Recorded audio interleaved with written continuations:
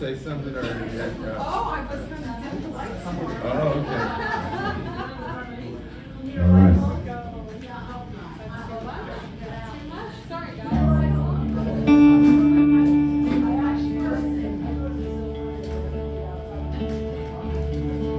Keep it going down. If you could work with it. Yeah, that's fine. All right, we're okay with that?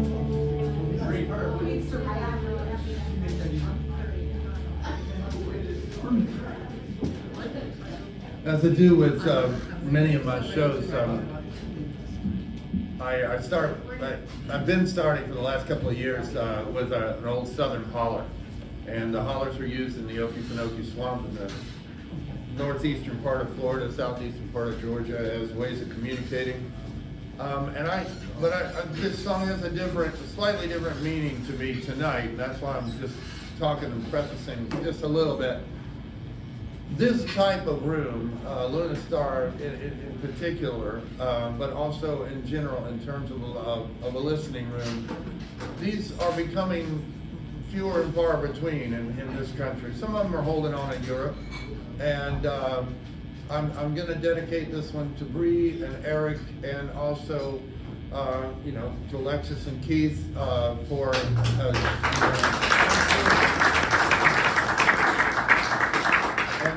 And this song is called Coming Home Holler.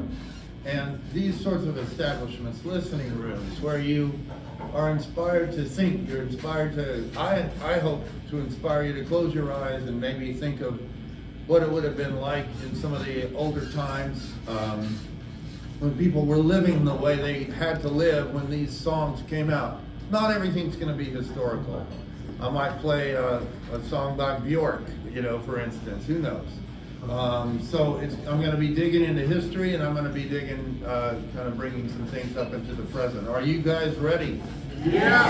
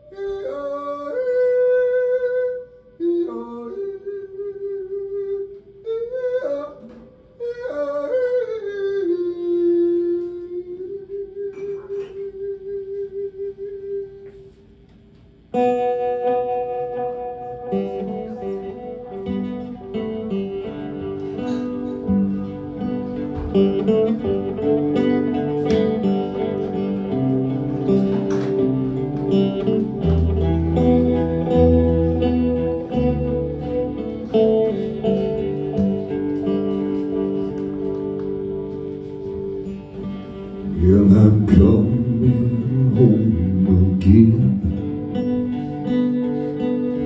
bound to see my kin, and I don't know who'll be waiting by and by.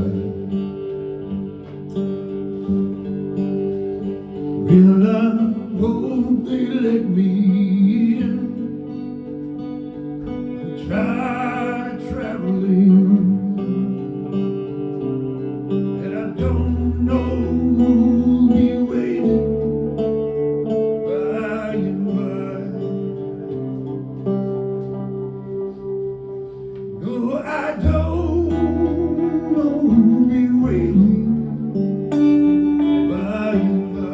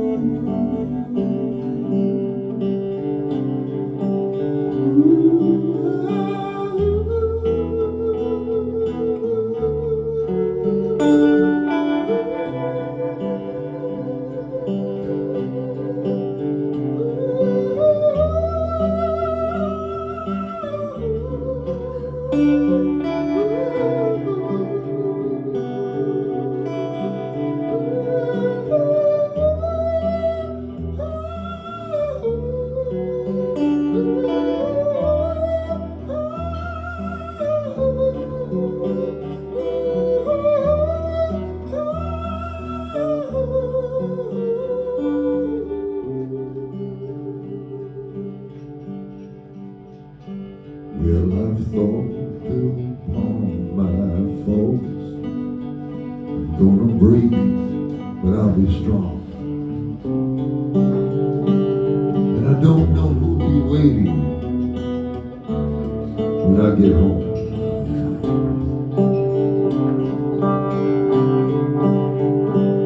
No, I don't know if I'll make it, and I don't know who'll be waiting when I'm coming home again.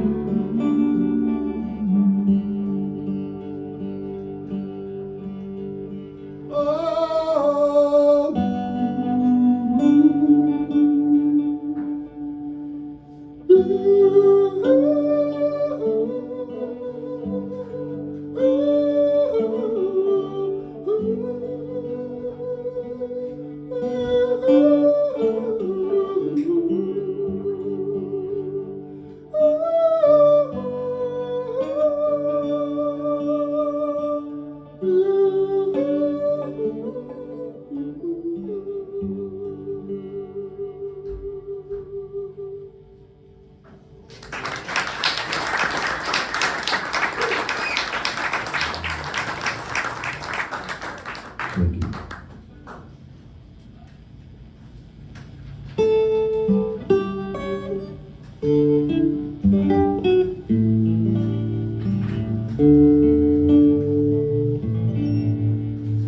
It's Christmas Eve, baby. In the drunk tank, an old man said to me, won't see another one. And then he sang it too. The rare old mountain moon, I turned my face away and dreamed about you. Got on a lucky one, came in 18 to 1. I had a feeling this year's for me. A happy Christmas. I love you, baby. I can see a better time when all our dreams come true.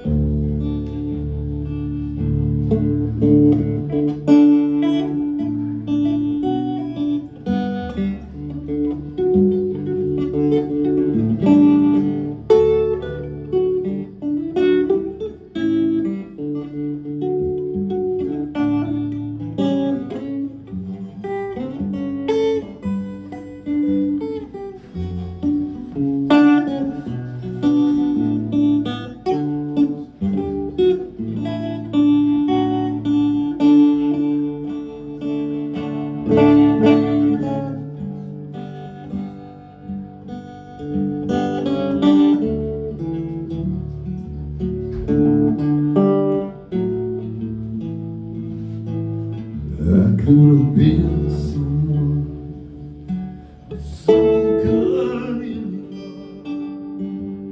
You took my dreams from me when I first found you. I kept them with me. I put them with my own. I can't make it all alone. I need my dreams about you. The boys from the NYPD singing Galway Bay, and the bells are ringing out.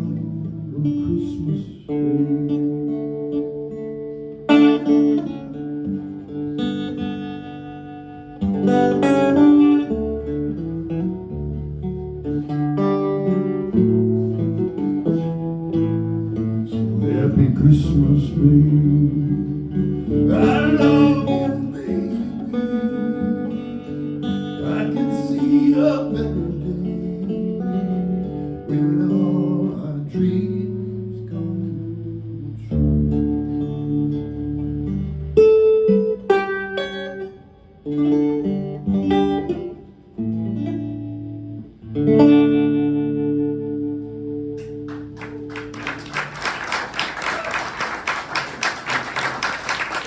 Thank you. It's a tricky song. So, y'all know that one, right? Or, yeah. In my opinion, it's. I'm moving the mic away because I've got that reverb on and everything. In my opinion, it's one of the prettiest Christmas songs ever, you know. And this is the time of year when I dig deep into some of the old carols and some of the songs that are meant for the season. I try to do them in a non-corny way, and you know, when you do something solo, you have to edit, and you have to do what you can accomplish in that sense. So I cut down the middle part, the Irish bit, and sometimes when I have a drummer, I do that. But does it sound okay to you?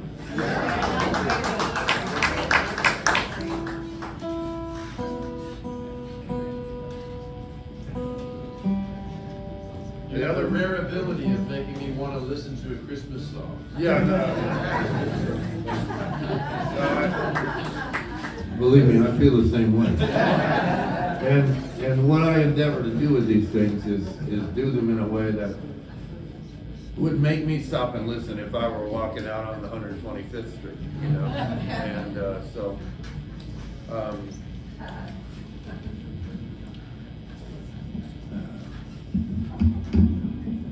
this microphone stand's gonna go down here.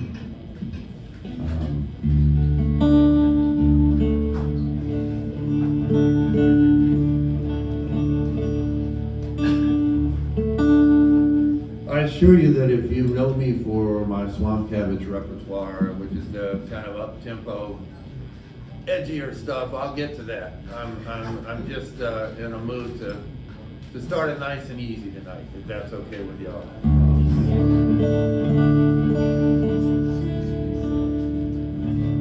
Played in Tallahassee recently, and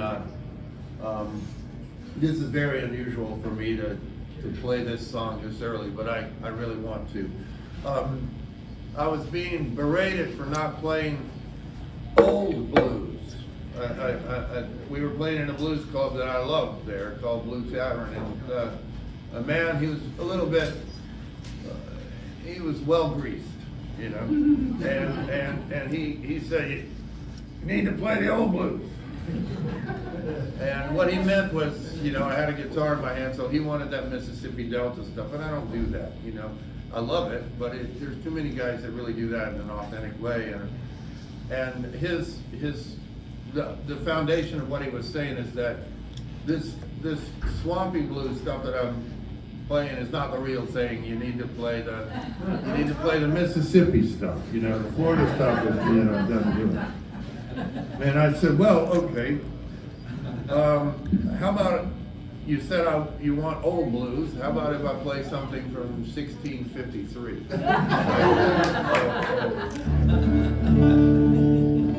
And he looked at me like the blues were not, there was no blues before, you know, before the early 1900s, you know. And in fact, I had done a little research. I used to play in a rock and roll band, and I would play 4 hours a night. We'd play down here in Miami. There was, gosh, I can't remember the name of the club. It was at the beach, and gosh, I would play there, the Respectable Street Cafe, something in Fort Lauderdale, and just up in Melbourne, just do the whole coast.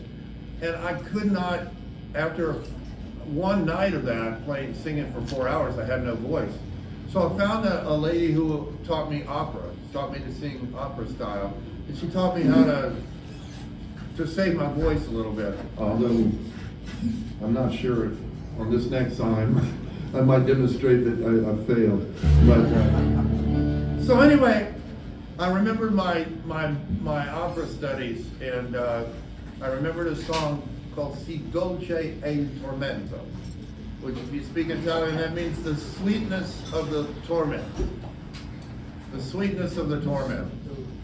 And they, si dolce e il tormento. So, and the way, what's going on, are y'all still with me? Yeah. What's going on in the lyrics is that the guy is so in love with this woman and she will not give unto herself. There is no way it's going to happen. It's just not. So years and years of pursuing this woman, the man finally decides the only thing he can possibly do to survive is to fall in love with not having her. So it's like he's gonna fall in love with not being in love, which is twisted, but that's how he survives. And I thought, if ever there was a blues song, it's that.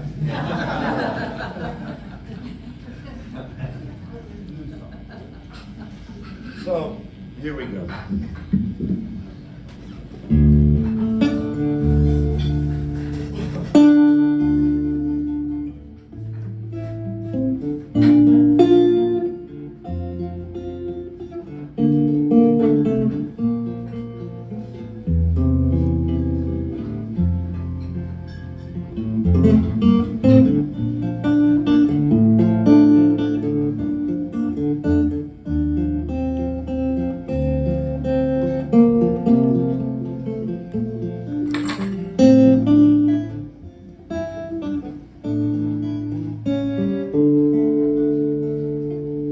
Si dolce tormento che in sé non mi sta, io vivo contento per crudeltà. Nel cielo di bellezza s'accresce fierezza et manchi pietà, che sempre qual scoglio all'onda d'orgoglio mia fede sarà.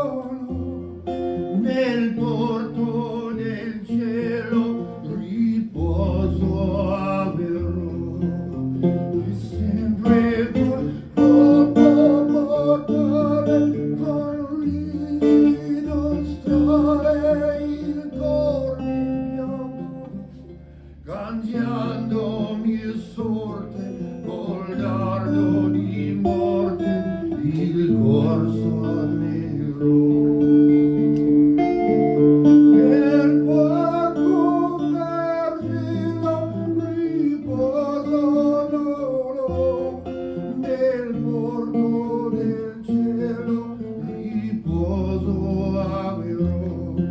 Se colmo mortale con rigido strale il cor mi piago, che sempre qual sogno all'onda d'orgoglio mia fede sarà.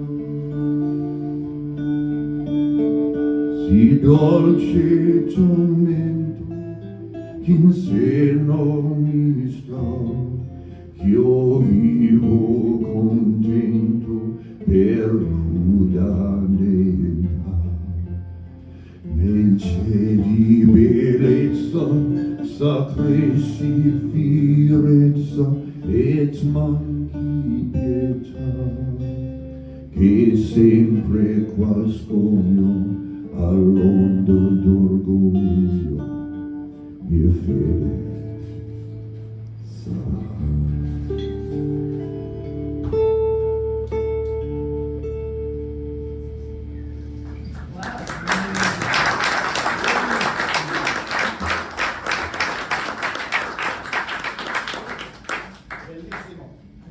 Molto grazie. In the song, he talks about se colpo mortale con rigido strale. It's something like, if the death blow is dealt to me with a straight arrow to my heart, you know, the straight arrow of the unrequited nature of acceptance of not having what you want. Now that's the blues, you know. That's the blues. Anyway, it does go to show that, gosh, people have been going through whatever they're going through for centuries, you know? And we might think we've got a new perspective on everything. And we're gonna change the world, you know, which we will. I'm gonna do one more of in my slow intro phase, if I might. Those of you who know me, well, let me just say a little bit about myself. I'm originally from Jacksonville, Florida, of the road of peace, as they say. Good evening. And I went to New York. I spent the greater part of my adult life in New York City, basically. I went up there for music. I had groups of my own, toured around the country in Europe and so on, and eventually I got a gig with Richie Havens, and he, you know, a lot of you know Richie. As a matter of fact, I think the last time I played with Richie in Miami was I've mentioned this at these shows here before. Is it Reynolds Park? Reynolds Park, Yes. And that was that was. Do they still have concerts there? Yeah, they're still doing. Yeah. Well, anyway, we played at Reynolds Park, and but right before Richie passed away, I was living in Jersey City at that point, and he also lived in Jersey City, and this was one of his old guitars. So I travel and tour with this now. It's got a wonderful. Some people would call it a patina. I think it's just been. It's like scorched earth or something, but it's not scorched earth. It's scorched Sitka spruce, because Richie had these on all of his fingers. He had these big rings, and he had necklaces. So if the rings did not destroy the guitar, the necklaces would. And if the necklaces did not destroy the guitar, his sweat would. And he would peel the paint off of a guitar really easy. Look at the back of this thing here. That was probably that's just water. That's Richie's sweat that took that thing off. But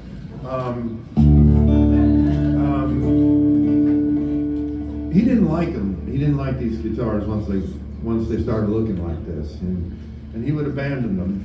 And I adopted this one, and I saw that it had the essential ingredients of a good guitar, even though when it was in his basement, face down on the concrete, with a little bit of water on it, didn't have a case.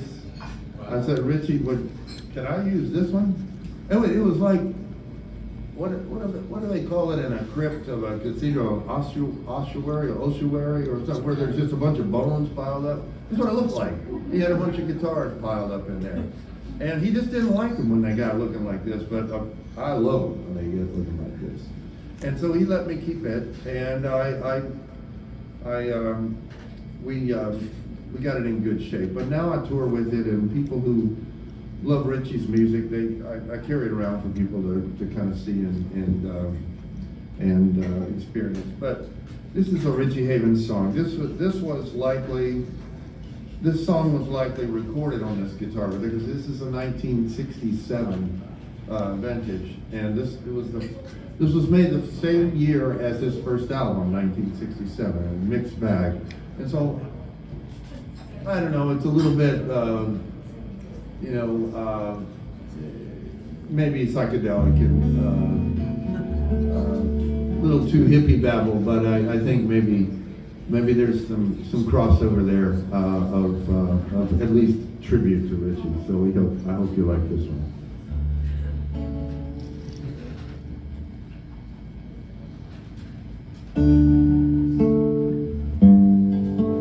Actually, let me put my delay on it. It'll sound okay.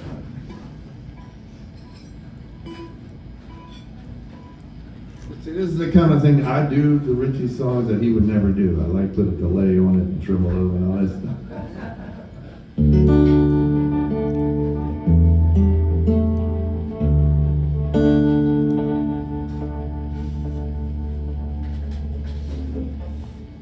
Let the river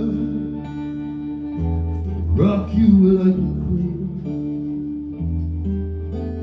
Climb to the treetops, child, if you're able. Let your hand find out across the table. Come and touch the things you can't close your fingertips and fly where I can't hold you. Let the sun rain fall and let the dewy cloud enfold you. Maybe you can sing to me the words that I've told you. All the things you hear and what they sing. Don't mind me, 'cause I ain't nothing but a dream.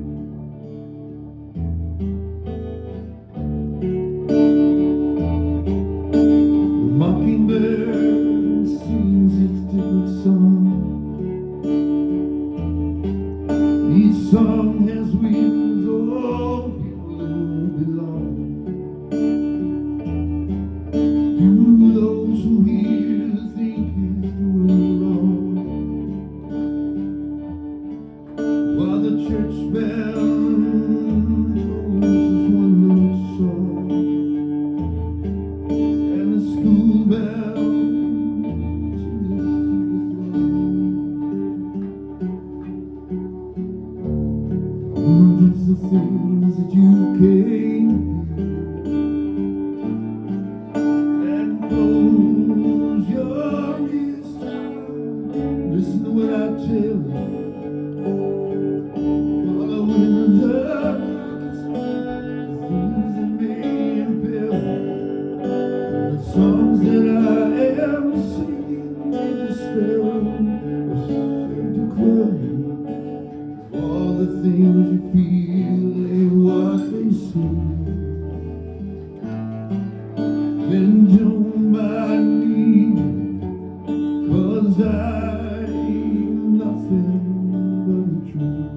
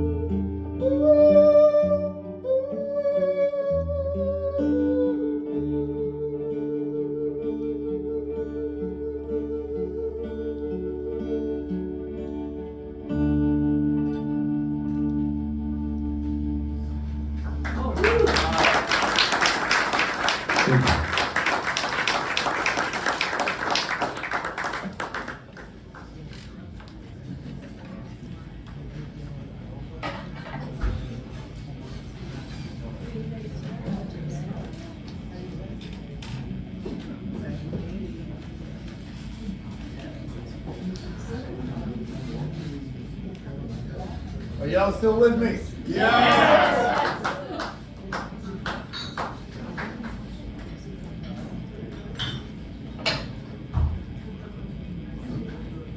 Picking up an electric guitar, obviously, and this is going to be a little bit ironic because I'm going to play songs on this that made me fall in love with the acoustic guitar.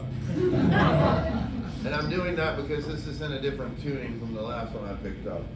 And I don't know. There are two songs that I heard in the early 70s that made me rethink the whole acoustic guitar. I didn't grow up on folk music. My folks and my grandparents, who were mostly the people who taught me about the rest of the world, you know, they did not consider themselves folks. They had this plantation fantasy or something, and many Southerners of their generation did. They weren't of that social strata, but they fancied themselves that way. You know, it was kind of a fantasy, and still hanging on to that archetype. You know, so I was not really even allowed to listen to folk music when I was younger. Never fiddles, never banjos, dulcimers, that kind of thing. We just didn't go there.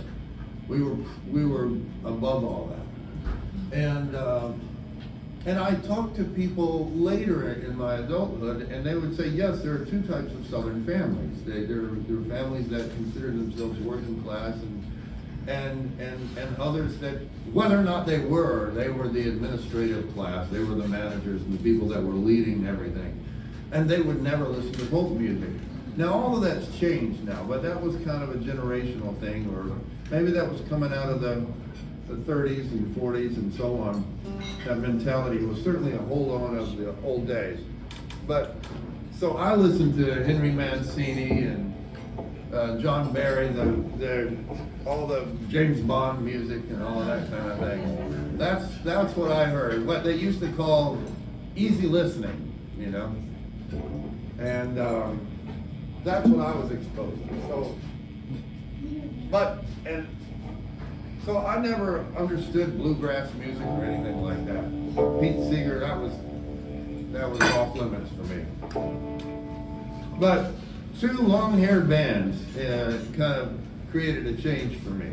And one of them was Led Zeppelin, and one of them was the Allman Brothers Band.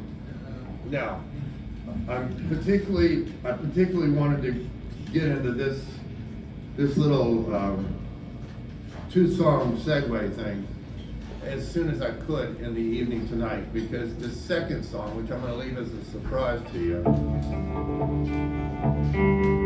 was recorded up the road a piece at the old Criteria Studios, and everybody knows the song. But these two songs were recorded on acoustic guitars, and up until that point, I thought acoustic guitars were just sissy. You know what I mean? That's just not. But along comes the long-haired guys, and they were playing acoustic guitars, and you know, it takes the right person in the right situation to change your mind on something.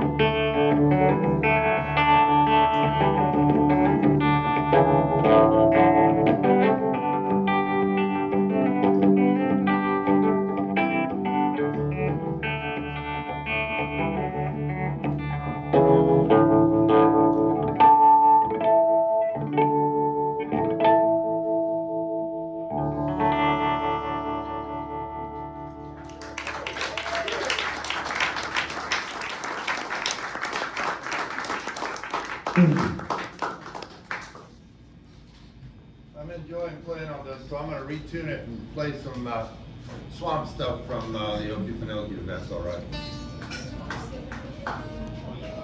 So that second song was Little Martha. That was on the Eat a Peach album, recorded up the street.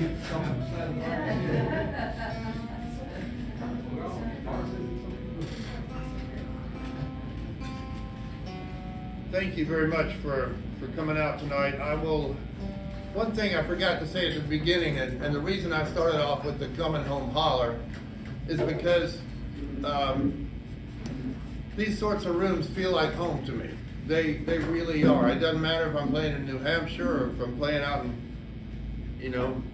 Phoenix or down here in North Miami. They all kind of feel like home to me, and they're few and far between. And I just we're figuring out new ways to give these sorts of places life, and they're popping up though. They kind of started dying out, but we're starting to see more smaller clubs, listening room clubs, because economically it makes sense for them. It's easy for them to win, and we've almost got a full house here on a Wednesday night, and thank you very much for making the choice to come out tonight. Thank you. Now, can y'all hear okay without the mic when I'm talking? Yeah. Okay. All right. So the reason is, y'all hear that reverb on there? Okay. I've got that on there. A funny story. I have become a regular at the Florida Folk Festival up in North Florida, and they were very, very opinionated about effects and sort of things. They didn't want any effects, and they didn't want me to. They wanted me to. Initially, they wanted me to promise not to use effects, because they wanted it all natural. And I wrote in my application, I said, well, if you want it natural, you're going to have to let me Sing like this. because when you're singing those hollers out in the Georgia pines, they carry. And if I'm just going, I mean, that sounds all right, but it's kind of a dead, it sort of dies. But the way it really sounds, if you're out in the Okefenokee swamp, is and it sounds almost exactly like that. It has such a carry, and part of the reason is because, well, the trees don't have lower branches. They just have the fires have burned off the lower branches, and those trees kind of act as, they all just vibrate, and we can't see it, but we're talking thousands of trees, and it's such a wonderful sound. And I heard that sound on tapes that were made in the early 1940s. and preserved in the Library of Congress. And I was blown away by it when I first heard these sounds. I thought surely they had it, these sound like they put effects on them in post or something. And I didn't believe it. It's like in the modern day, we look at something on the YouTube, on the Facebook feed, and we go, oh, that's AI, it's not real. But this was recorded in 1942 or something, and it sounded like this. And I thought, what the heck? How did they get that effect back then? And then I went out into the Okefenokee with a microphone, and I did it myself. And I realized it's natural. So my point is, in order for me to duplicate what's natural out there, I had to use effects. And so it plummeted the powers that be at the folk festival into a quandary. And they decided to take a chance on me, and now I think I'm a regular there. So, but anyway, in my interest to try to keep things sort of authentic, I read a couple of books about the way folks lived out there, and this next song is kind of a tag team effort of some of the information I got from one of the professors at Georgia Southern University. He was collaborating with a gentleman who came down from the north in the 20s, and these guys were working together for a while at the tail end of the life of the man who was had come out there into the swamp with a recording equipment. Y'all still with me? Yeah. All right. There's two scholars. There's two intellectuals. They're working on preserving the music and the ways of the Okefenokee swamp. One of the scholars was a relatively young man. One of them came down in the 20s through the 40s and recorded the ways and the sounds of the people who lived out in the swamp. They collaborated to make a book. They printed the lyrics of this next song, and they referred to this next song, but there was no recording of it. I looked for years for this song, and I finally found it in a thrift store in Charleston, South Carolina. And I knew I had the right song because I matched it up with the lyrics that were written about in the history books. So I'm gonna play this one for you. This was originally done as a banjo song. So I'm gonna try to make it as natural as possible for you.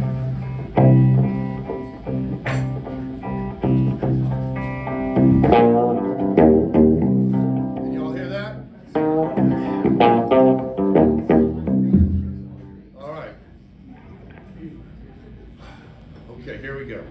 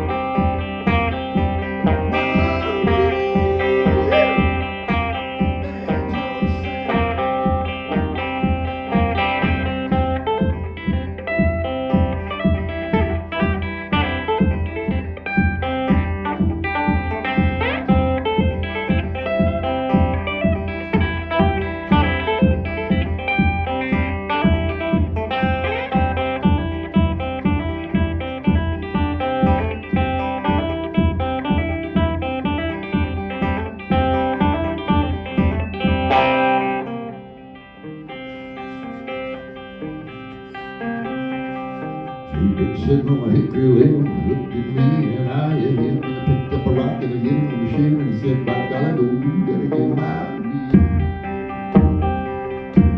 Banjo sang,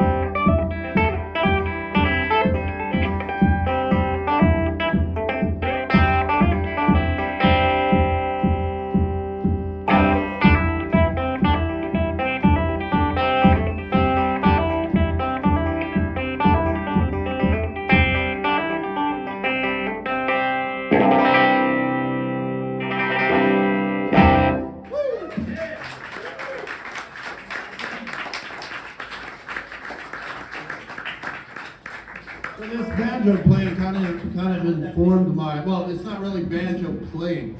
I'm translating the banjo to the guitar, you know, and and so you can hear what I mean a little bit, right? I mean, and that's one of the reasons I stuffed these guitars. I mean, banjos really don't have any sustain, you know, and I stuffed these guitars with cotton. It's a cotton and paper mix, and it keeps them from reverberating, and it really is. It gives more of a precise nature of the way a banjo functions, but I want to do it in a different way. There's so many people that play the banjo so well, I thought I could do my own thing with it, you know, and translate it to the electric guitar. But, oddly enough, a lot of these things I write on the banjo, and this next one was written on a tenor banjo, and when my grandfather was in the process of passing away in Jacksonville, there was a beautiful park next to the hospital where he was, and every day I'd take my banjo to the hospital and take a break and go down there and work on this song. And so the St. Johns River gave me this one, but I call it Sugar House.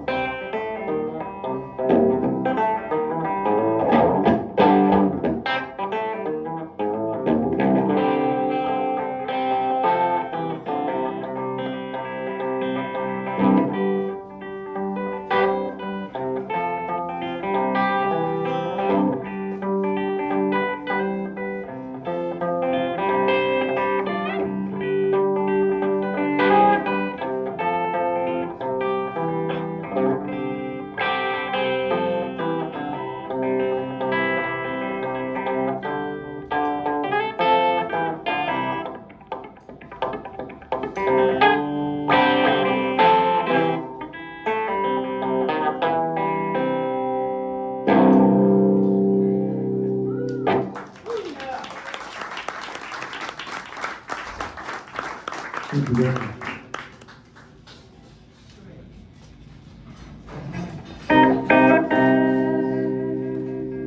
This time last year, I came through with my group Swamp Cabbage. I have two groups. Swamp Cabbage is Floridian in nature, you know, and it's really an electric folk band, you know, and then I have a group called the Unlawful Assembly, which is very different from Swamp Cabbage. The Unlawful Assembly we mostly explore African American spirituals, or spirituals from that experience and that time period during the slave days, and we change them all up. Quite frankly, I'm the only person who's not African American in the group, and so it's really a whole different thing than Swamp Cabbage. Swamp Cabbage sort of comedically explores the redneck that I could have been, but then had I taken certain, you know, paths in my life, but you know, it's I take the writing of it very seriously, and it's but the Unlawful Assembly is a whole different thing. It is really an attempt to honor the soundtrack to the making of a lot of the infrastructure in this country, and I'll play you some of that in a second. But I'm going to do one Swamp Cabbage song. Well, that last one was as well, but since I have this old swamp guitar, I think I'm going to do this as well. One thing I wanted to tell you, I really try to do my field research, and I hope you appreciate it. You hear this sound? You hear that? Okay. I didn't go to Guitar Center and buy that sound. That's a little box that was made in Japan or China or somewhere. The box is the thing I'm stomping on. But the sound, I recorded that sound by putting what they call a kick drum microphone underneath a porch in of a log cabin out in the Okefenokee Swamp. I recorded that, and I took it to a studio in St. Augustine, and we cleaned it up a little bit, and got all the rattlesnake rattles out of it and everything. But what we left in that sound, if you listen real well, you can hear some stuff rattling, seriously. And listen to it again. Are y'all with me? Yep. There's a little bit of a rattle, but you can hear. I can hear because I was there. You know how people used to have plates on their walls in the old days? They put them on shelves, and they would put them up vertically like we put pictures up on. And so those plates are rattling, and the microphone picked that up. And the screen doors rattling and everything. So with that in mind, I want to let you know that a good deal of effort went into making that stomp sound. So, I risked getting bitten by rattlesnakes, and they were there. Let me tell you. But this is one called. It's called "If You're Gonna Stay." It's a man had freshly gotten married to a beautiful young woman, much older, and she wanted to go out to the night every night, you know, and he just didn't have the energy for all that. But he said, "Darling, if you want to stay out all night, keep the lid on tight."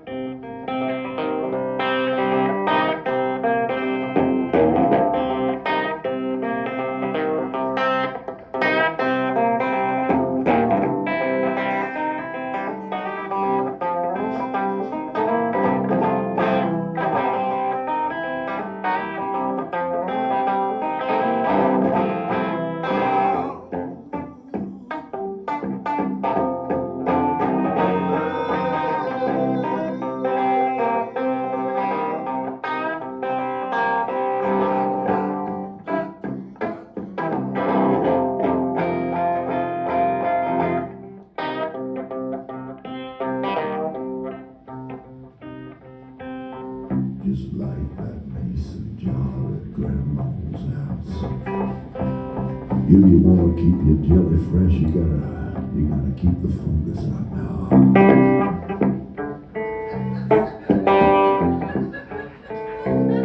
You're picking up that this is a really dirty song.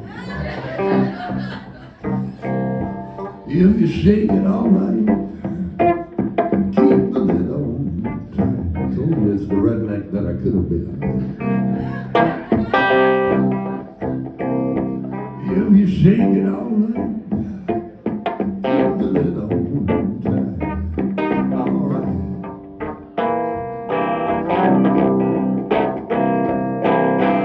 Shake it all night, keep the lid on tight.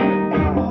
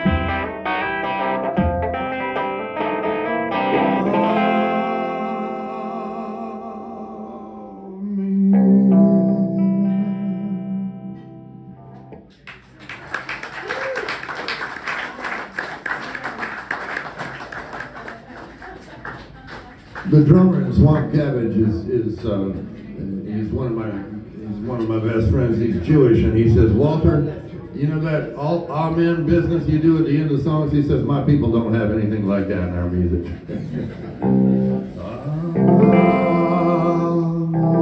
said, I never heard that when I was growing up.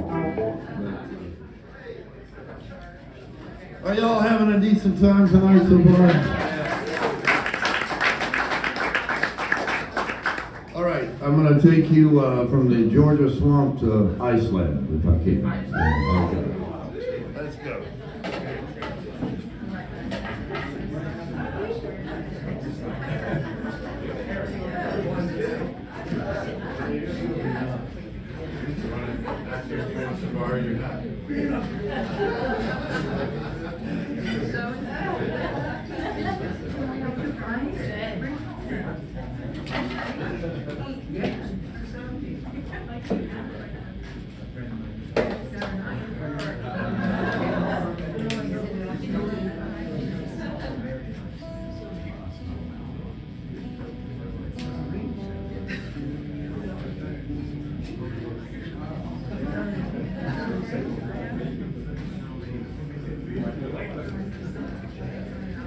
If anybody has friends up in West Palm Beach, I'm playing there tomorrow night, and I'm in a courtyard of a very interesting courtyard of a bunch of artisans, different manufacturers of different types of art, furniture, flowers, paintings, food, doors, you know, and I got it, Marcus. So I'm going to be the entertainment for all of that, and courtyard should be interesting. But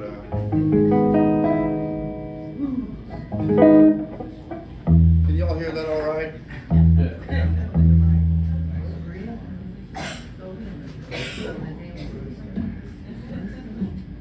Okay.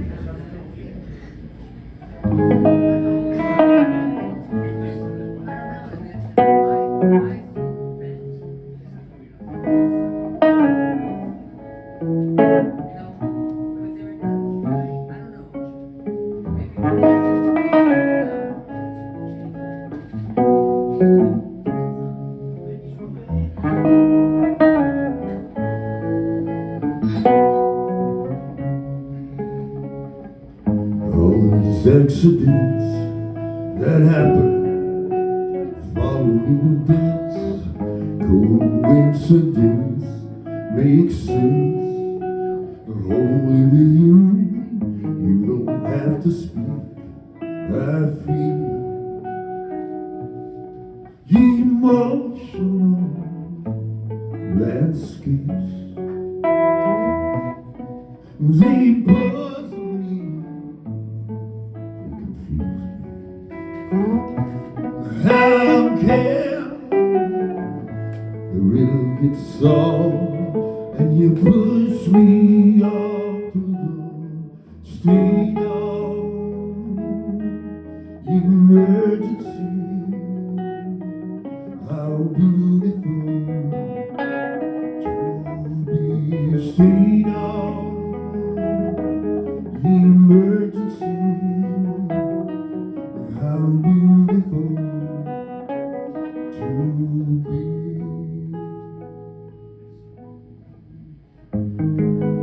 All that no one sees, you see deep inside of me.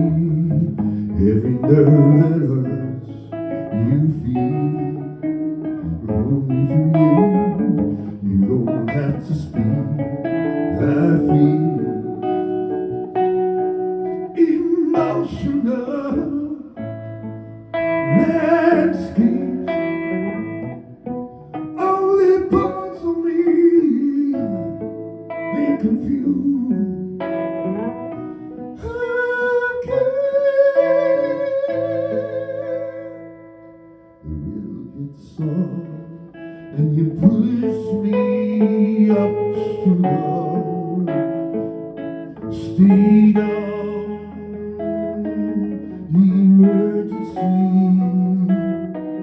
How beautiful to be state of emergency. How beautiful to be state of emergency. How beautiful to be state of emergency. How beautiful to be.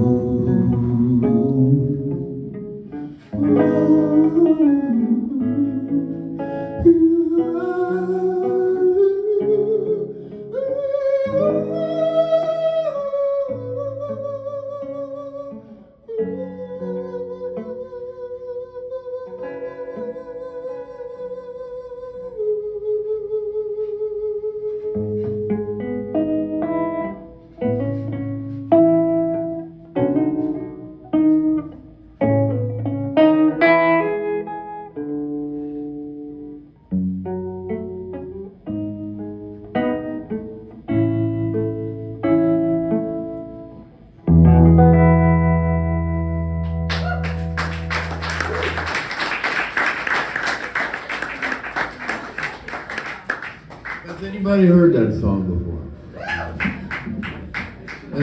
It's a song by a Icelandic singer. And she wrote that in the '90s, but that's called that was Bjork. Yeah. And let me tell you, playing a Bjork song on solo guitar, that's a handful. And hey, Wes, you want to come up and play with me a little bit? Yeah.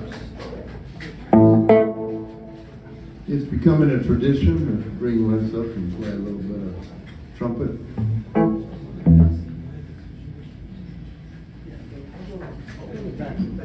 You could use that guy. I'm gonna we'll let you set it up and somebody can. Well, Aaron's gonna. Yeah, okay. Is it over here? That's fine. That's great. I'll set the mic sort of volume the way I am. Yeah, cool. Are y'all guys still with us? Yeah.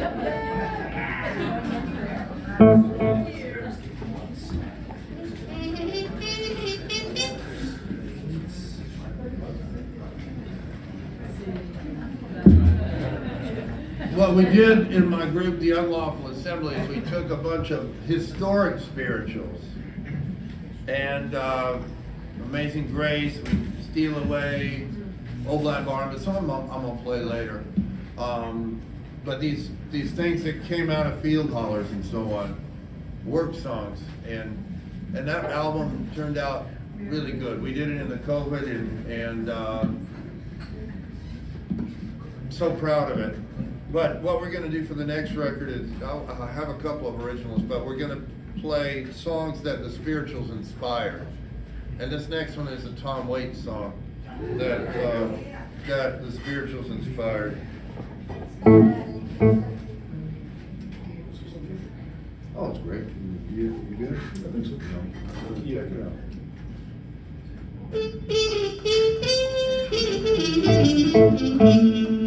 That sound all right? Okay, so we're in the A minor.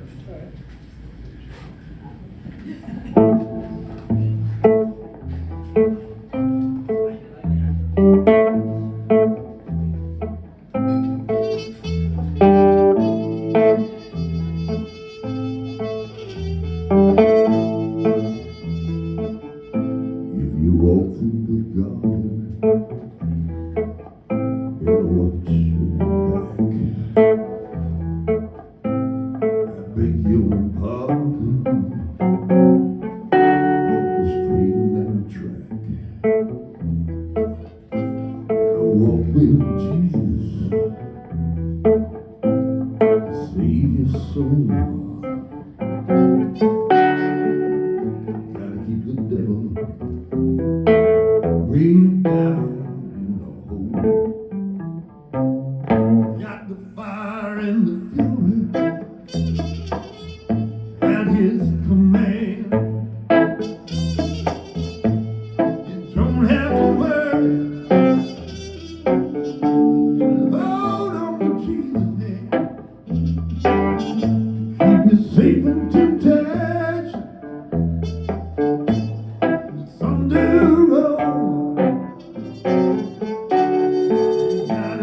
The devil way down in the hole.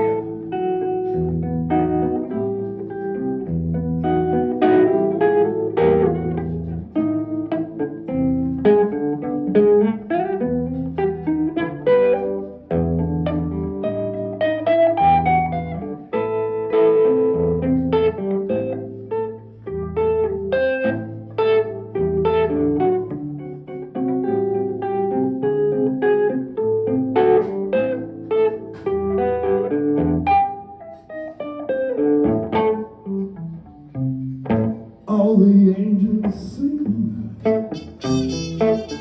my Jesus, my soul. Feel you in the wings, keep me safe and alone. Don't pay to temptation, his hands are so cold.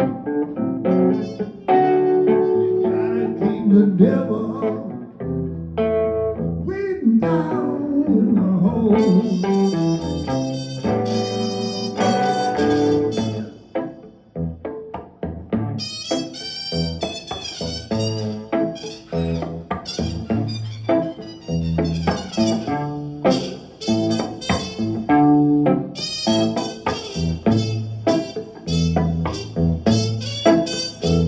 Woo!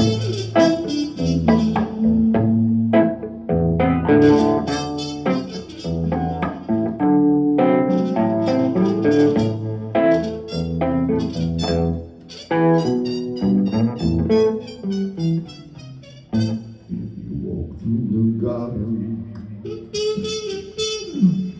been watching back. I beg your pardon on the straight and narrow track. You walk with Jesus, even to save your soul.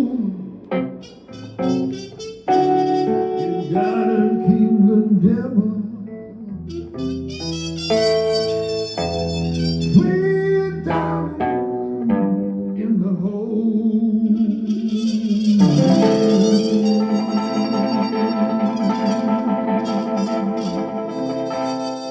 In the hole.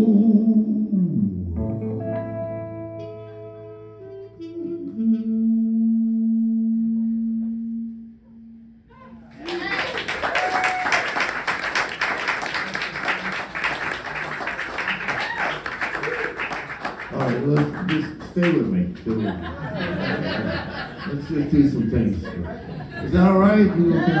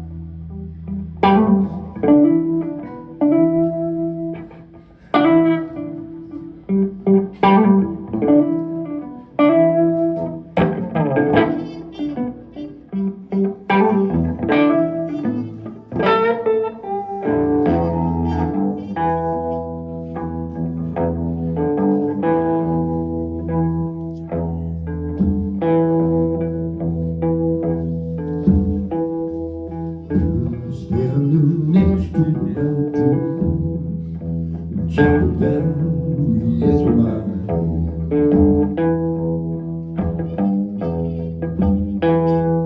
well, I'm standing next to a mountain, chopping down the edge of my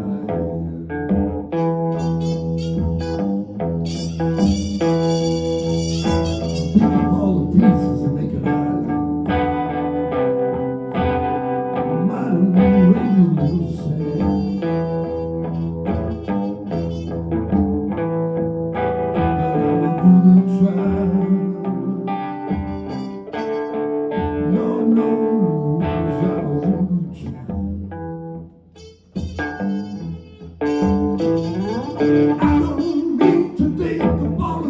Sweet child, I'm giving right back to you one of these days.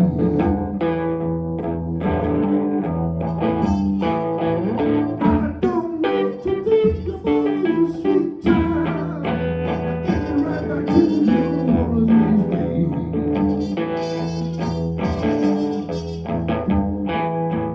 I don't see no more of this well. See you in the next.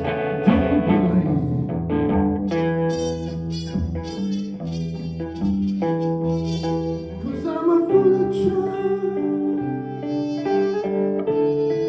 No, I'm a foolish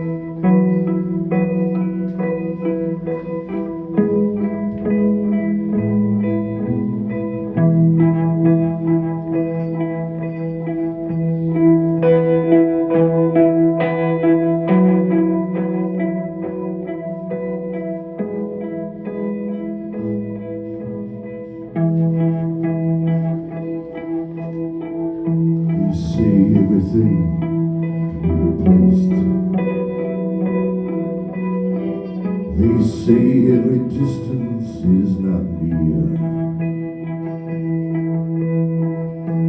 and I remember every face of every man who put me here. I see my life come shining from the west down to the east. Any day now, any day now, oh, I shall be released. See, every man needs protection. Oh, they say that every man's gonna fall. I swear I'm seeing my reflection. Oh, so high above the wall. I see my light come shining from the west down to the east. Any day now, any day now, oh, I shall be released.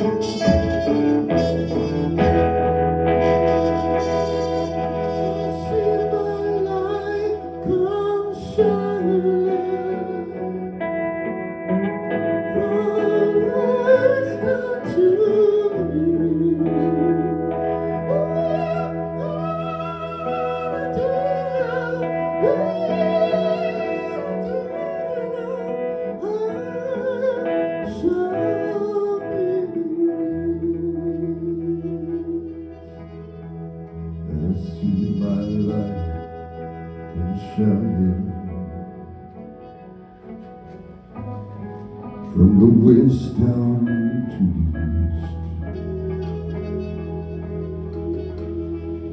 Any day now, any day now, I shall be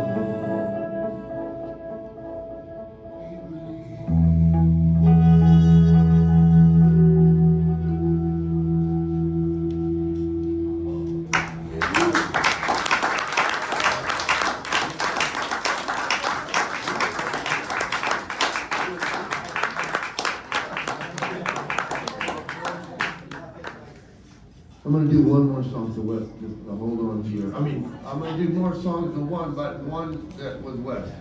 So those first two songs, I was in a Woodstock mood, you know. There's a connection between Woodstock and Miami, you know. A lot of the bands that were playing at Woodstock, they had a conduit, and they were coming down here playing all the time in the 60s. Are y'all with me? Yeah. All right, the first one was about Jimi Hendrix. And that was Voodoo Child's Flight Return. And then the second one was Bob Dylan's I Shall Be Released. Bob Dylan was not at Woodstock. Do you know who played that song at Woodstock? The band. The band played it. And this next one was also in E minor. It was these are all songs that are in E minor. Nobody cares about that stuff. Let's play.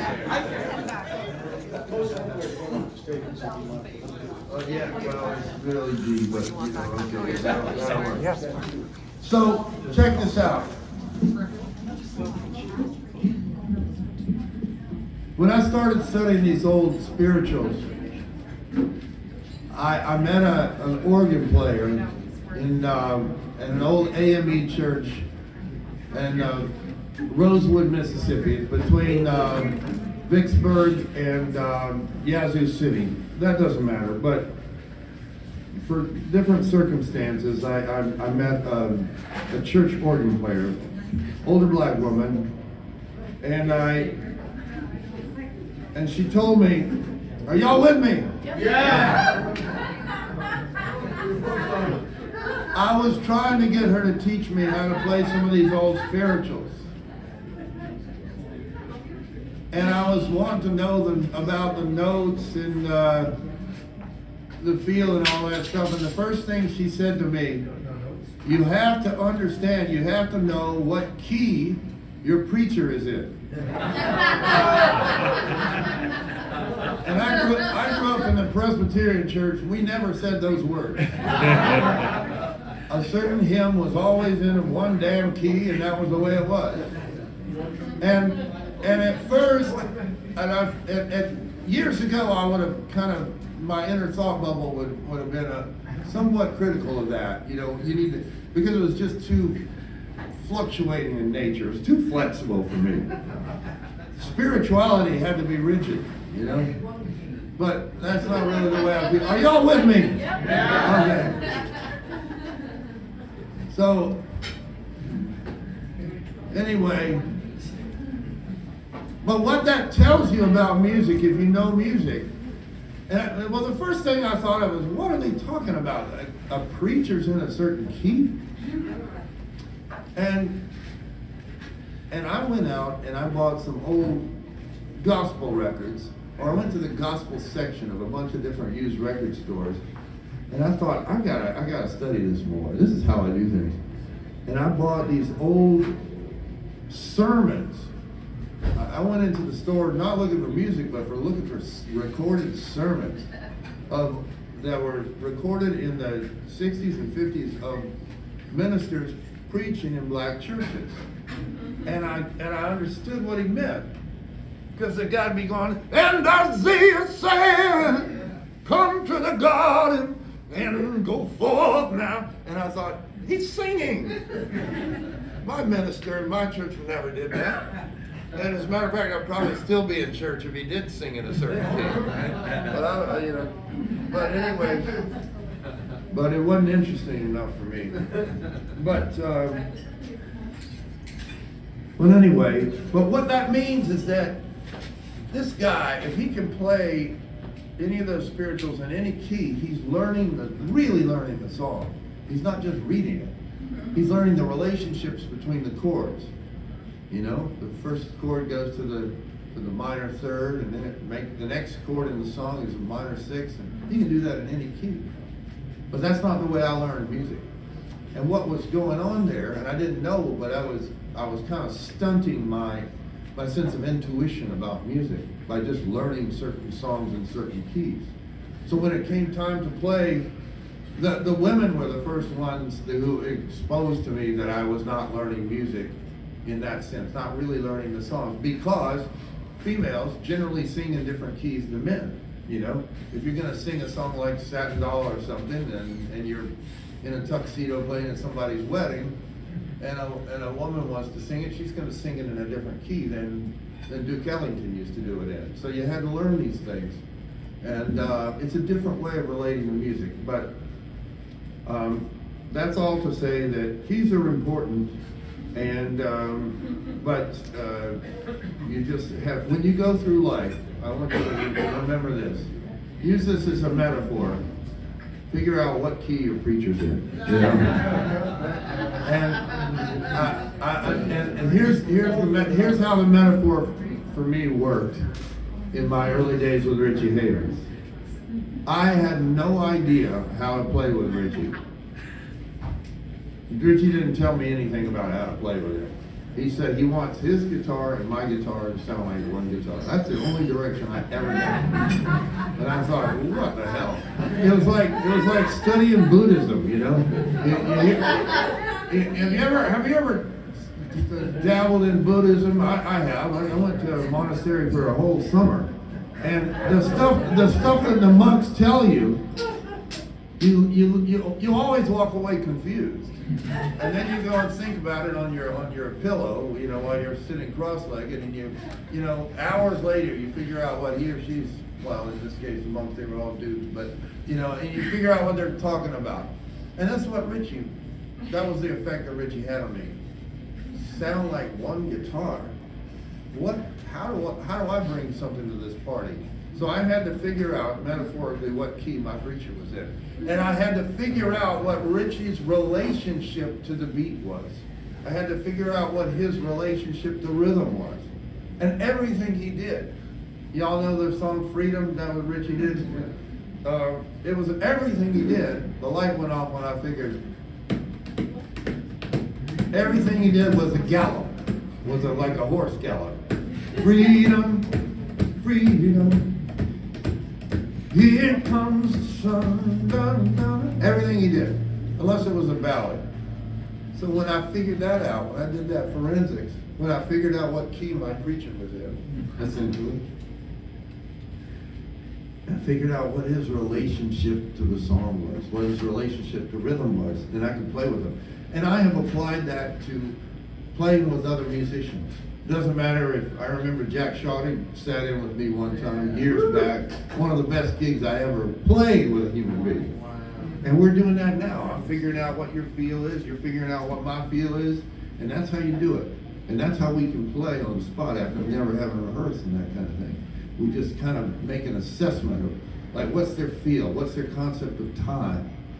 And it's a little bit like, it's a little bit like going off recipe when you're on the kitchen and you're reading a cookbook, you know?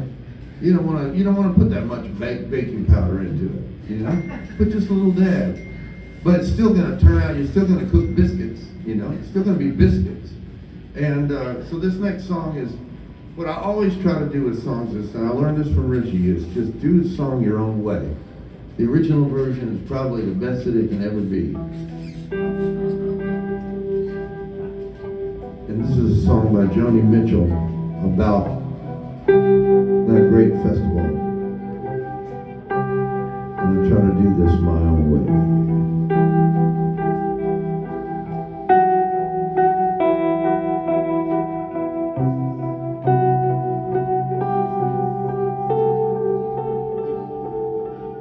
I came upon child God as he was walking along the road, and I asked him, where are you going?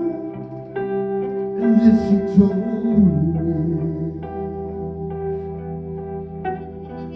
He said, I'm going down the Esco's far.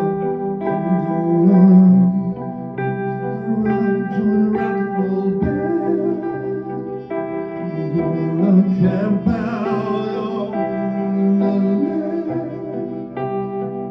and set my soul free.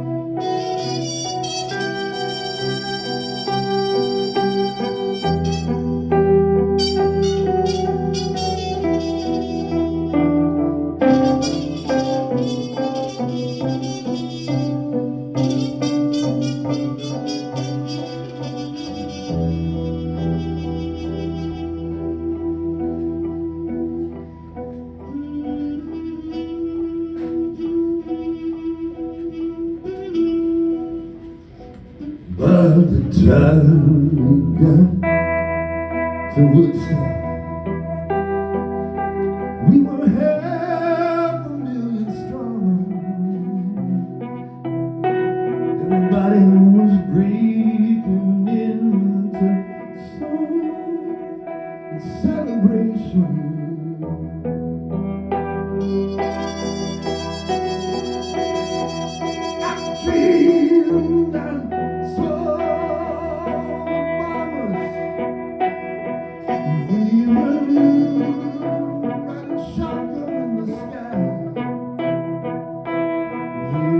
turning into butter, flood across the nation.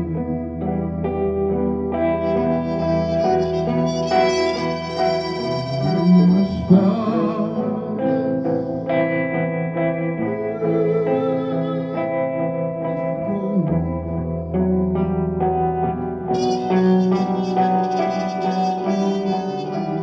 got to get ourselves back to the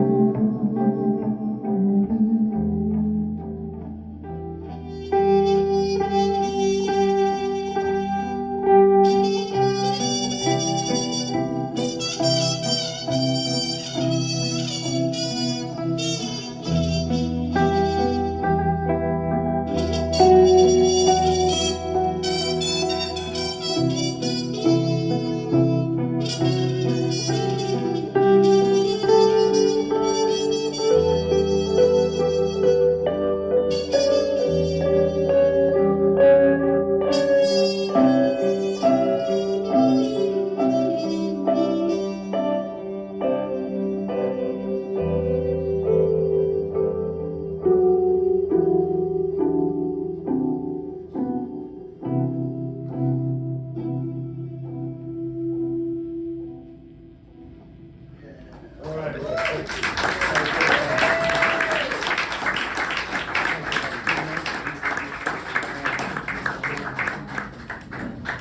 Wes Malkin.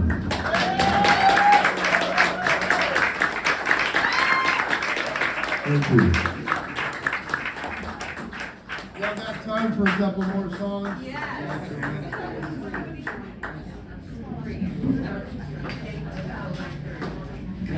Thanks for coming up. No problem. Hey everybody, let's get the word out and really try to keep Luna Star going.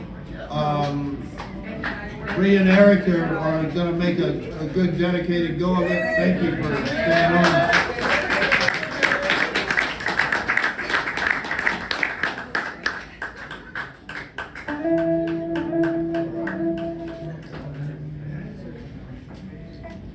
I'm gonna pick it up and we'll go out with a little bit of a gospel groove. What about butter? What about butter? Yeah, we can do that. Because that is a gospel groove, actually.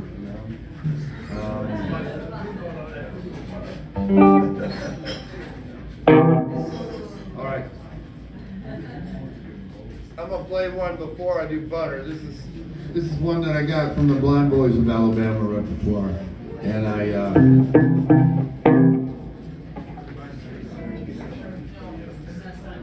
y'all, we have some CDs. If anybody still, uses them, I love CDs.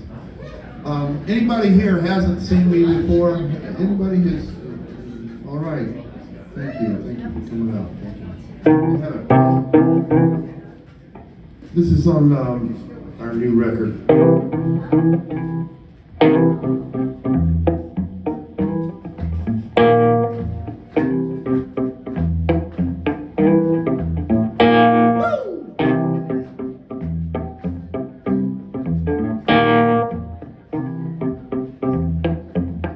Come on.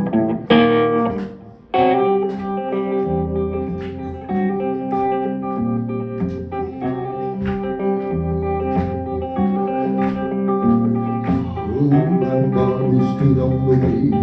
That bottle stood on the way. Oh, that bottle stood on the way. Oh, that bottle stood on the way. That bottle stood on the way. Oh, that bottle stood on the way. In my little Bible in the book of James, healing the sick and the crippled and lame. He gave the poor and the needy bread. He healed the sick, the people and raised the dead. You tell me that came from Galilee. He stood by a man who could not see. That man was blind and crippled from birth. People, you tell me that name was Barnabas. They said, oh, my Barnabas stood on the way. My Barnabas stood on the way. Oh, my Barnabas stood on the way. Oh, my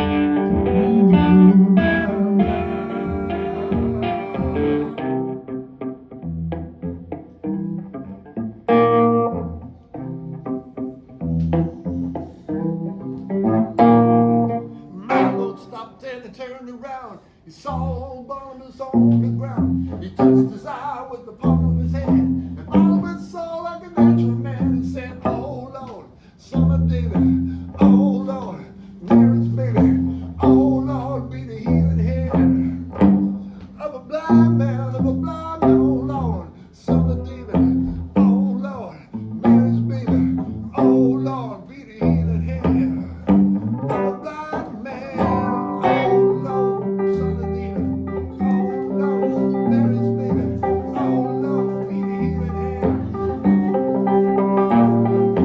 oh Lord, son of David, oh Lord, Mary's baby, oh Lord, be the healing hand of a blind man. Good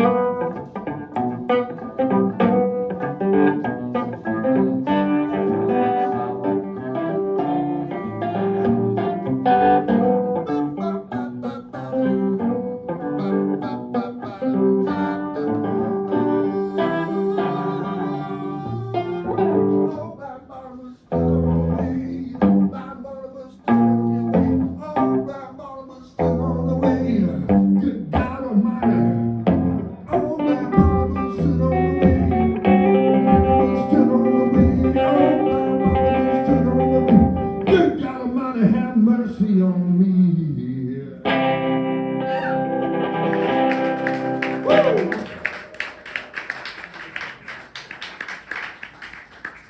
All right, now I'm going to do that, the song that I wrote. I haven't played many songs that I wrote tonight. Well, some of the Swamp Cabin stuff was mine.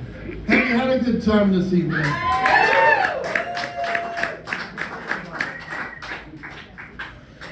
I have had an excellent time, and it's so refreshing to play for a listening crowd. Last night, I was playing in West Palm Beach, and people, it was fine. I was very grateful to be there, but it was understood that I was playing it was an art event, you know. So some people were listening, some people were not, and that's okay. It was just a different kind of thing. I mostly played instrumental, but I was so unused to that. When I lived in New York City and I would play at the Plaza Hotel and places like that for those kinds of parties, I was in the groove with that. But I just didn't have my volume right at first and everything. But it's a whole different kind of job requirement, you know. I'm watching people talk, and if they're leaning in and doing this, then I'm playing too loud. So this is the kind of thing I have to think about. And so I have to, you know, it's a whole different thing. I can't. But anyway, so I can't stress enough that it feels like being back home in this setting. So.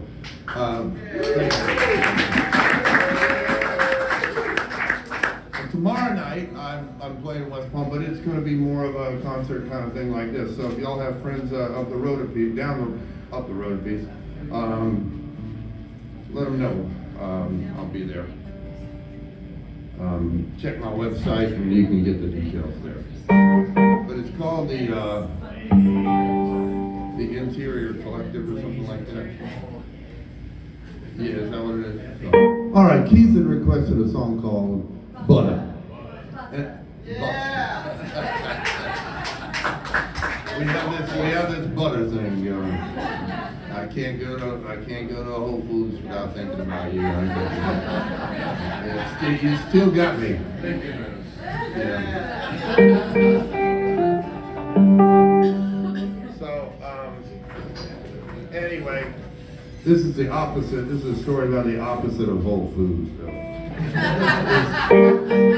This is a story about the Waffle House. And I didn't really believe this was, at first I heard about this, and then I didn't believe it until I actually saw it in action.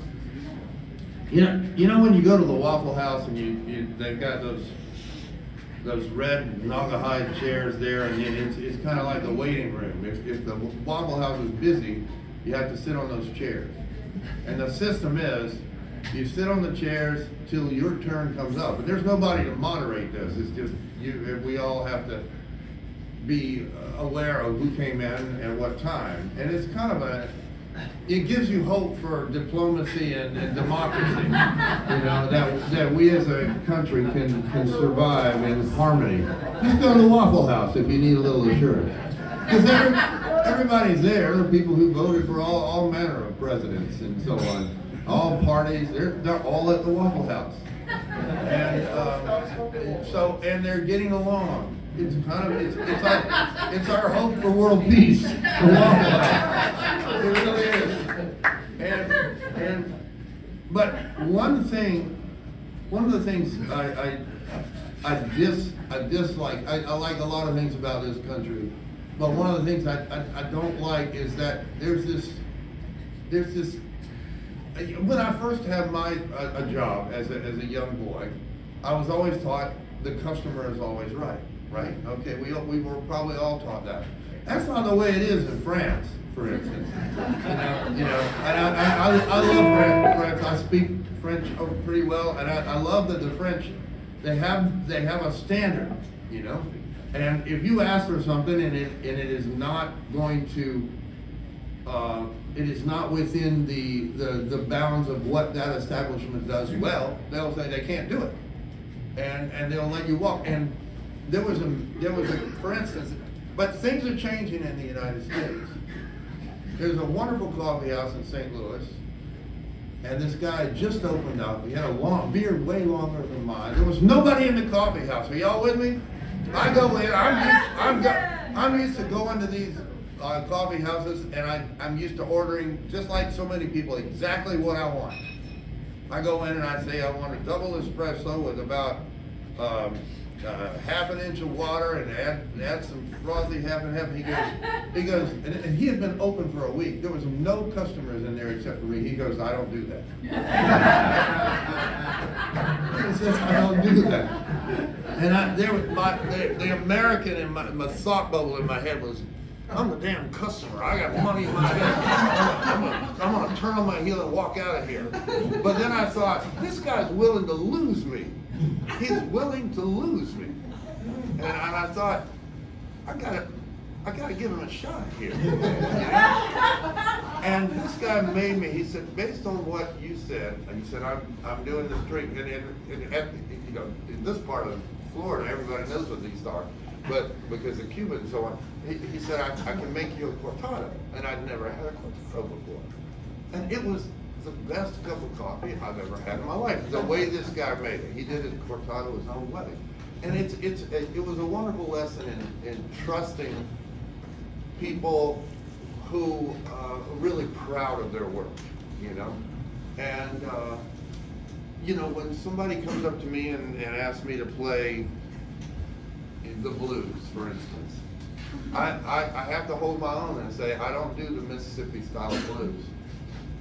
And there was one waiter in the Waffle House.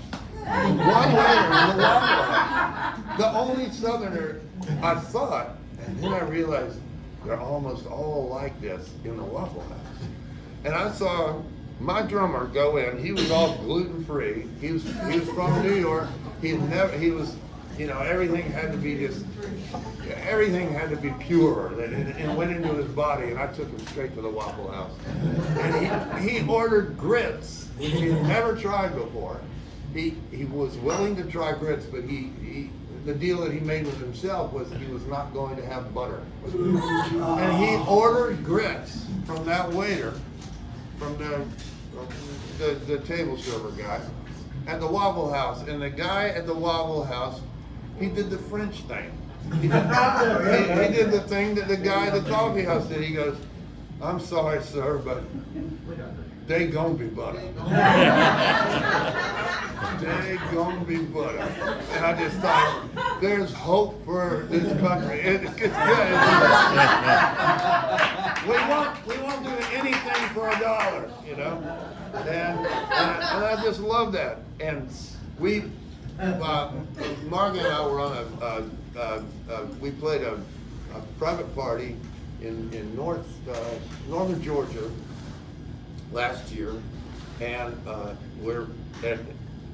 up drives a Waffle House truck, you know. I've never seen a food truck, you know. It was a Waffle House food truck, never seen it.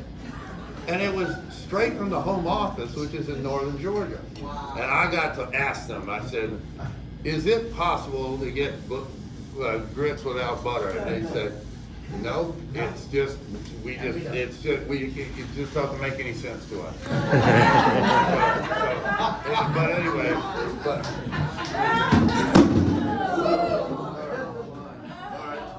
sorry about that. It still works. Yeah, I guarantee it works. It does. Thank you. Real life thing. So, anyway, I had to get a song out of that. Y'all with me? We're good. I'm gonna do this last one.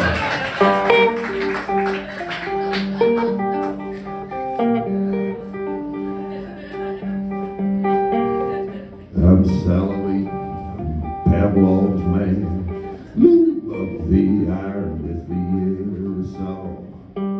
I smell the bacon and the hot pecans. I do hope that I don't embarrass y'all.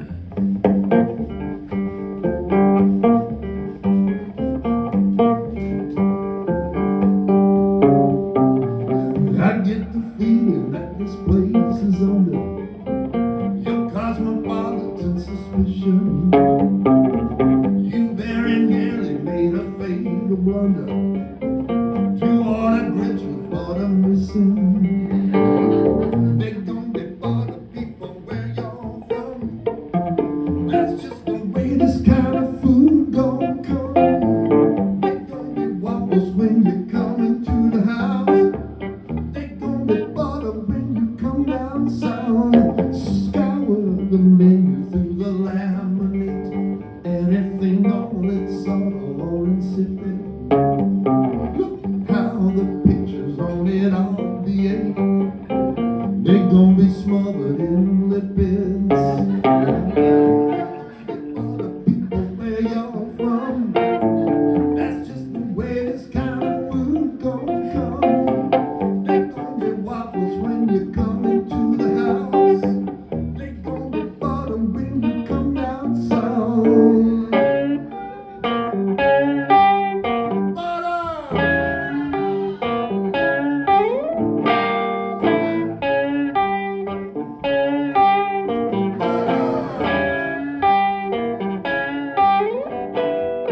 So y'all come to Dixie, be my guest. Just leave it up to me to where go. Your dietitian may not be impressed. You want the essence of us ergo. One place of being don't represent 11 letters black and yellow. I like the dishes with the Mrs. Bell. Let's get both around the elbow. They gon' be butter people where you're from. That's just the way this kind of food gon' come. They gon' be butter when you come into the house. They gon' be butter when you come down south. They gon' be butter people where you're from. That's just the way this kind of food gon' come. They gon' be waffles when you come into the house. They gon' be butter when you come down south.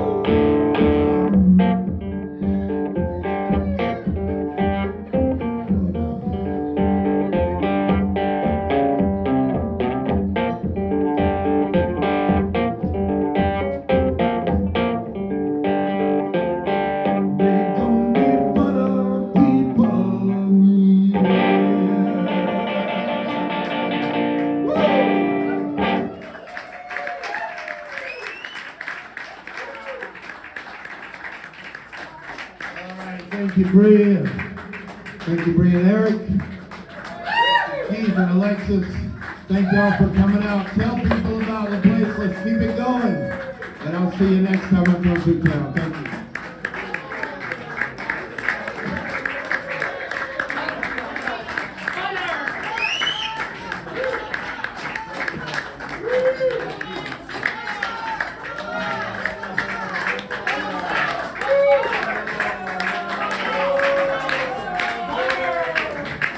All right, okay, yeah, sure.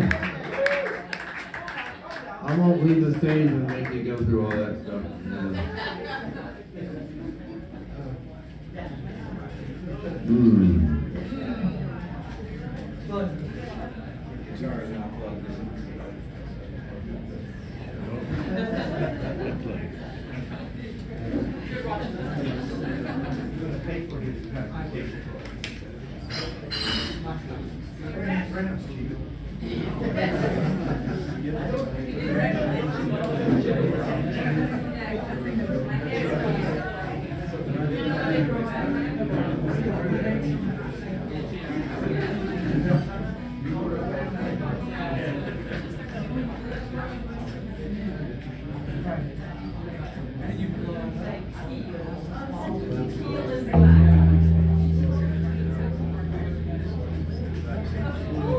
All right, this will be fun.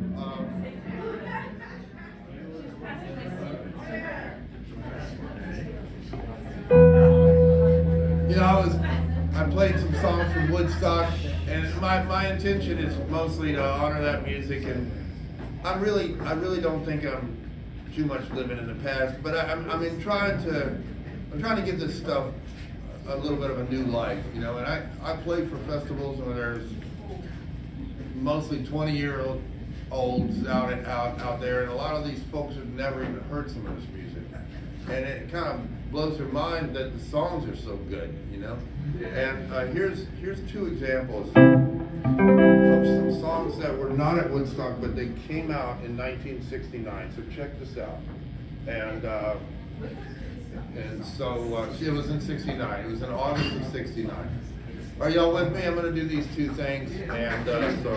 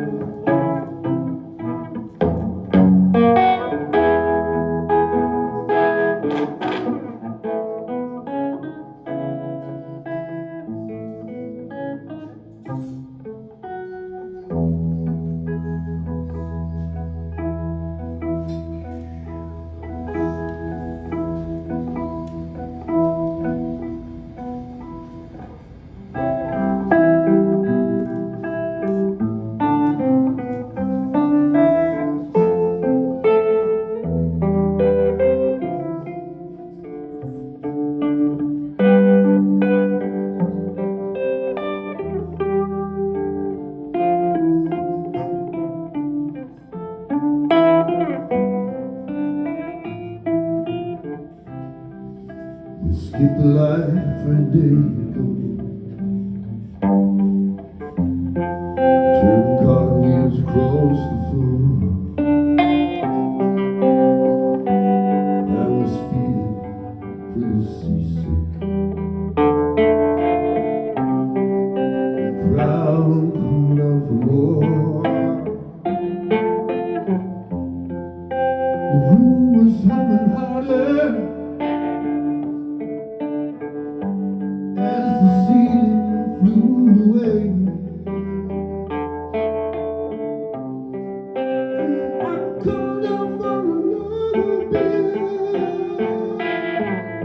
We'd brought a tray, and I walked the land as the miller told his tale. Not a face at first was softly turned to white, shade of pale.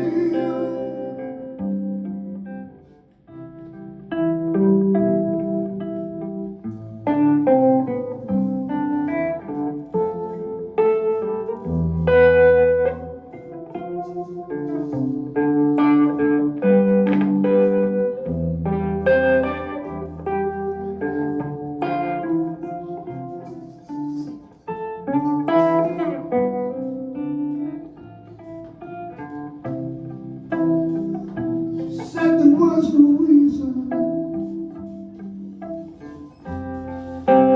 just displayed the scene,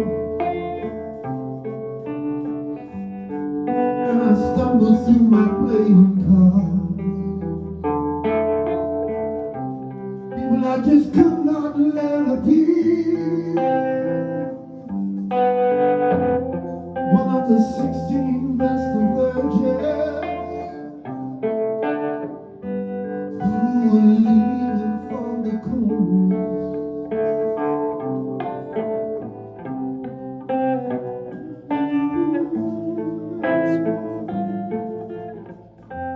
People that might just as well swim off the land as the miller told his tale.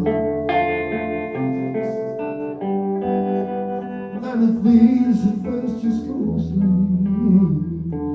turned to white,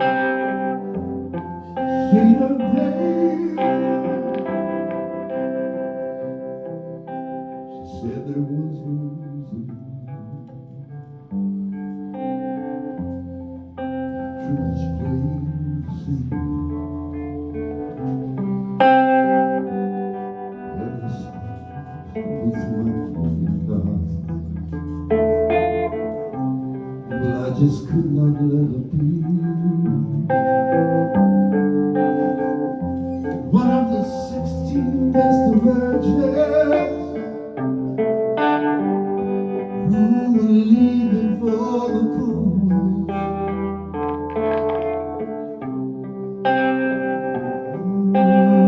My eyes were open. People they might just as well be closed. And so it was later, as the miller told his tale, that a face just ghostly turned to white, shade of pale.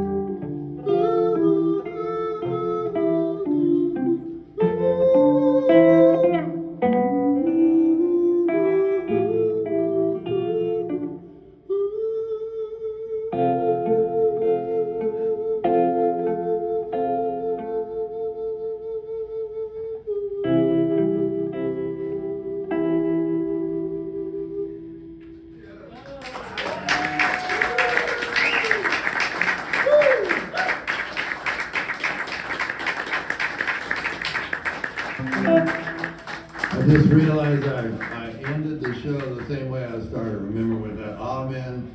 Amen. Anyway, y'all have a great holiday season.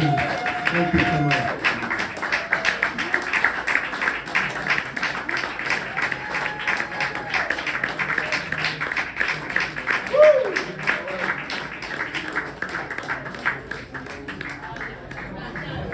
Please pick up a CD if you can, and if you haven't aptly tipped Bree back there, she worked the room really hard tonight. A big hand, thank you very much. Tip her well.